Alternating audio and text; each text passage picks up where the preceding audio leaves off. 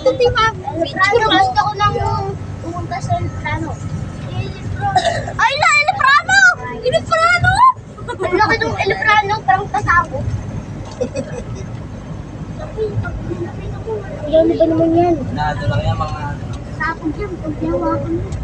Ayan na, oh. Oo, alam ko. Ang dami, oh. Hindi yan nakakapot. Sabi ko, Ayan, Cebu Pacific.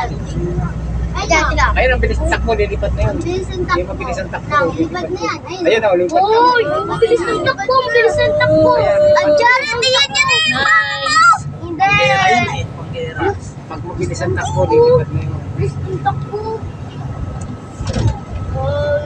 Kaya abot pa lang sa bilis ng takbo nito. Ayun pa. Mga ganyan. Ay pa. Ang haba nung parang Naman yan eh. Yung Cebu Pacific.